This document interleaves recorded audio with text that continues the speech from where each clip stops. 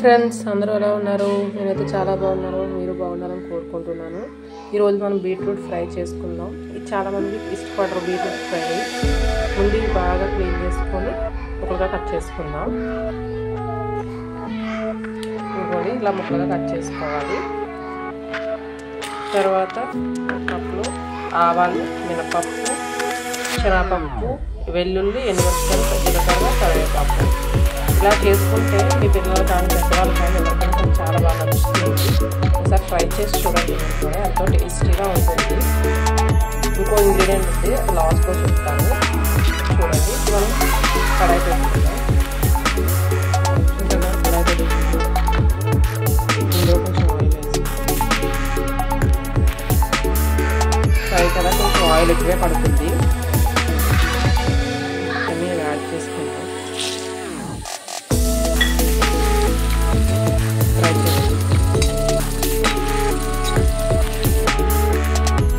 పోపంతా బాగా ఫ్రై అయిపోయింది కదా.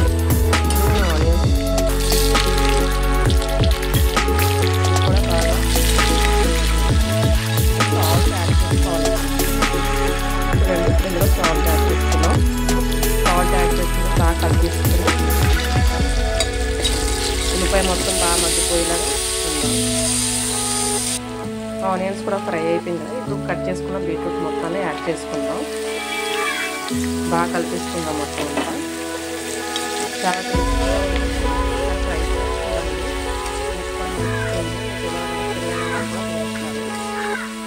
చూసారు కదా, ఇలా బాగా కలిపేసుకుందాం.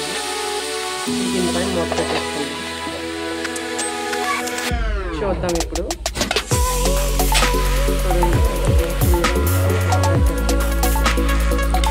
ఫ్రై అయిపోయింది. చెప్పాను కదా లాస్ట్లో యాడ్ చేస్తాను.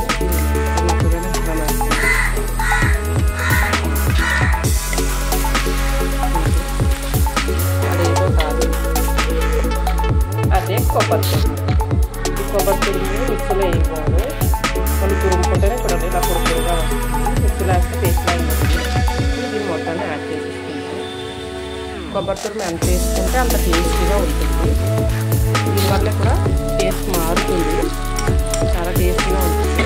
కొబ్బరి తురుము వేసి మనం బాగా కొంచెం ఫ్రై చేసుకోవాలి. బాగా కలిపేసుకున్నాం కదా. ఇప్పుడు లాస్ట్ కొంచెం జీలకర్ర పొడి, కొంచెం కారం,